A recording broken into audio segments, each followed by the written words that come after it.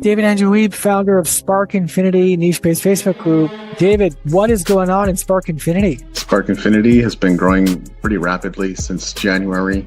We started with literally 4 or 5 members, now to well over 1,400 people, serving creatives and creators, poets, artists, visual artists, musicians, actors, actresses. What should members of Spark Infinity be prepared for? What are the live shows about? We like to interview people and get a sense of who they are, the kind of things they do, highlight them, and especially their amazingness, their personality, their superpowers, whatever makes them great. That's what we like to highlight in those conversations. So how could members of Spark Infinity also benefit from Bump Global? For one thing, there are so many amazing heart-centered founders of various niche-based Facebook groups that if you wanted to be interviewed, you could just put yourself in the middle of the storm and find all kinds of groups to be featured in and interviewed in all day long. And the other thing is, if they have the desire and the work ethic to build their own niche-based Facebook group and blow it up, that's another opportunity that's waiting for them. And I only see things growing from there. Spark Infinity, I hope you're having a great day. Welcome to the community where we put a spotlight on your art, your music, your paintings, your drawings, your poems, your books, your writing, whatever it is you've got. We look forward to taking you live. And if you're interested and you'd like to go live with me at some point in the near future, we can even create some kind of special event. It could be a conversation. It could be an interview. It could be a show and tell. We're open to different formats, but whatever it is, drop a me in the comments if you're interested in going live with me into a group of now over 2,000 members and still growing. Today, I wanted to talk a little bit about inspiration, which obviously seems quite fitting considering the group is called Spark Infinity. And really the message behind that, or the concept, is to continue to create a presence and to show up and to build an audience and hopefully eventually generate an income from your creativity. What's required, especially on social media, is infinite inspiration. So how do we go about creating that, and what do we do? There's various things we can do. There are various practices we can adopt. I'm not planning to talk about practices today. What I want to talk about, and like really where I want to start with this, is to share with you a shift in mindset that I've had. And it's so interesting that I think about a year ago, my coach, like over a year ago, my coach suggested to me to focus not on the numbers, but on creative expansion. It sounded good to me. I kind of adopted it as my personal tagline or my personal brand, as you were. By the way, I think we should talk about personal brands in the near future, because I do find that many people have this a little confused that they need to brand themselves the way they want to appear to others, when the reality is they should brand themselves the way they want to appeal to their audience or their target customer. That's really the core essence of branding, for those who've ever wondered. But what I wanted to get into today, and this mindset shift that I had, was based on something my coach said to me over a year and a half ago, like I just mentioned. And it was this whole idea of prioritizing creative expansion over numbers. And what that effectively means is me doing things. Well, let's start here. When I first heard that, I didn't know exactly what it means. Like I said, I kind of just adopted it as my personal tagline and my personal brand. I put it in my YouTube channel, which was formerly Music Entrepreneur HQ. That business doesn't really exist anymore, although there's something coming. For those who've been wondering, there's something cool coming in the really near future. I shift that over to David Andrew Weeb, which is me, creative expansion. And so that's kind of what I've been focusing on since. I have focused considerably less on, let me try to make things that people will buy.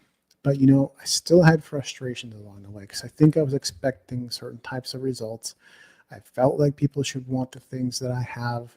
I felt like I was putting out really great stuff. And I think over the weekend, I finally understood what my coach meant by focusing on creative expansion over numbers. And so how that makes sense to me now, and the realization that I had over the weekend was to really focus on the creation process for as my own discipline. And I think some people are going to hate that word. Some people are not going to like that word. If you prefer habits, I would think that's another good word. But for me, that's kind of where I arrived at. It was, well, do I want to continue to grow? Yes, because I found myself very hungry for growth. Now, I'm in a very good place in my life. Really grateful for all the things that I have and all the things that have happened. And looking forward, like I'm really at a point in life that I can make a lot more choices that are consistent with the things that I want or the things that I want to experience. And this is really fantastic. But I had to choose, like I could sit here and be comfortable, and there's nothing wrong with celebrating. There's nothing wrong with acknowledging all the things that have gone well, enjoying it. But if you're not growing or shrinking. So I didn't want to get too complacent. What I wanted to do was to continue to grow. Now I knew I was going to make that decision anyway. I knew I was going to come to that point of wanting to grow anyway. But over the weekend, I got so hungry for growth that I started really delving into books. And I'll be honest, I may have overdid it. You know, I think probably did require a little more rest than I got over the weekend. But ultimately, it was okay. And I got the inspiration that I needed. And I realized that so much of my life or my business life to this point has been about doing things that hopefully have some kind of commercial viability and creating things that people will hopefully respond to. And in the creative world, I'm sure you've encountered this already. If you've been around any length of time and have made any number of pieces, you don't always get feedback, or you don't always get a response. You don't always get engagement. And in fact, engagement is not a measure of success, as most people assume. The reality is, and I'm not saying like this is always the case, but some people will post their stuff to their profile on Facebook or whatever. They'll get 100 likes and they'll feel really good about it. Don't get me wrong. I love to see engagement on my posts. I really do. And every time people do that, I feel like I'm supported. I feel like people care. People feel like I'm doing something or putting something out there that people are responding to. But reality is people do this for a variety of reasons, and sometimes it's out of obligation, and sometimes it's just like, yeah, good job, buddy, but they don't really mean it.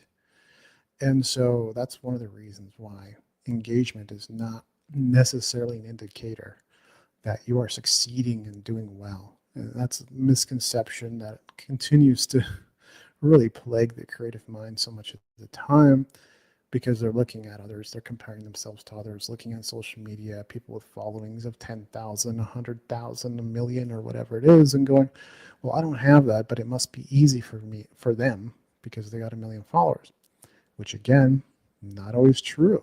There's plenty of accounts with a million followers that have next to no engagement, or the engagement they get is so negligible compared to the massive number that they've achieved. So I think what I've come to is there's things that I want to do, and I want to create a discipline, or I want to create a habit out of them for my personal growth.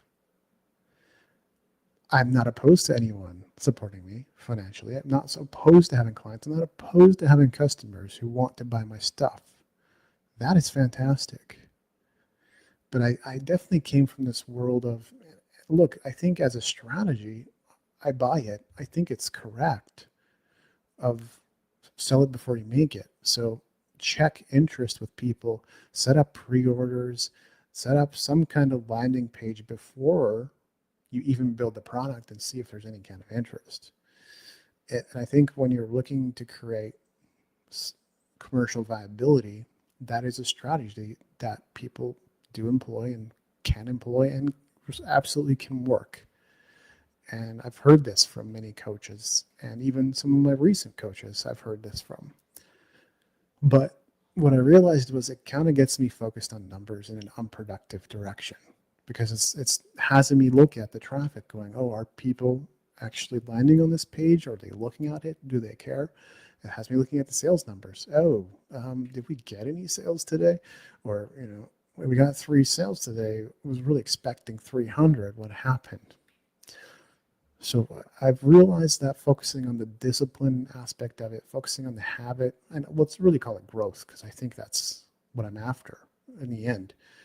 I've made so many things to this point, it just can't be about numbers anymore in a way. So I'm focusing on the growth part of it rather than what I'm hoping to get out of it. What I'm hoping to get out of it in terms of income or recognition or validation, which I may not get from these projects anyway. So I know people sometimes, I wouldn't say they've accused me of, that's really strong language. People have sometimes pointed out, like, you've made things like you give out so much information. Are you building a business, or like, is this just like an exercise in giving back? And really, it was always about building a business, but I really fully bought into this whole content marketing model. But for a creative or creator, it sort of, in a weird kind of way, it becomes wrong-headed, right? There's nothing wrong with the content marketing model itself, of creating things that help people build awareness and engage them and convince them that they want to get something or want to buy something. And not even like convincing, but just, hey, here's this thing, and based on your interests, might be something you want to check out for yourself, right? Which is less forceful, and content marketing certainly works. But I just found that focusing too much on that, I think it kind of put me in a place of giving too much, of giving far too much, and not really getting anything in return for it, not getting the kind of response I wanted for it. So that's why that side of things, like, here I am, I'm showing up, I'm doing things, I'm going live, and I'm, planning to do this 5 days a week now, at least. But now it's for the growth. It's really for the discipline of it, and has so little really to do with engagement and numbers, how many viewers there are, how many people interact with this post, because that fixation doesn't, it can be discouraging, let's just face it, but it just doesn't serve me. Even if the numbers were 1,000 viewers today, if this content sucks and resonates with no one, and there's a lot of critique, how does it benefit me? But again, it doesn't really matter. That's a focus on metrics. That's a focus on numbers. That's a focus on, well, it must be good because there's 1,000 people watching it. That's also not necessarily true. Just because there's tens of thousands or 100,000 people watching a certain live stream doesn't make it super good. I've watched some experts or some YouTube stars, or whatever you want to call them, do live streams, and they're not that good at it. But they're doing it to gain practice. Clearly, they're doing it so they can be better at it. Clearly, but it's a lot of dead air, staring blankly into the camera, interrupting the show to play random songs and stuff like that. Not critiquing or criticizing anyone. They're also clearly doing it for growth. So if anything, I'm applauding that approach. I don't know. I'm not here to teach anything. Maybe you'll take something away from this. Maybe you'll learn something from this for yourself. But for me, that is I'm finding it to be a far healthier focus. The focus on growth, because that's the number one thing I'm going to get out of this. A lot of this stuff, maybe the content I publish will live on as some kind of legacy. Maybe the music I produce will live on as some kind of legacy. Maybe the impact or difference I make will live on as some kind of legacy. None of that's a guarantee. But growth is one thing I can hold on to, or at least enjoy while I'm here. I can enjoy having built my character. I can enjoy taking real leadership in my life. So that's what I wanted to share with you today. Just wanted to mix things up. I'm still going to be reading more from my book, The New Music Industry. We'll probably go live with interviews. There's more different stuff coming, but I wanted to mix things up. I wanted to do something a little bit different for today. But that's all for now, Spark Infinity. I'll see you again tomorrow.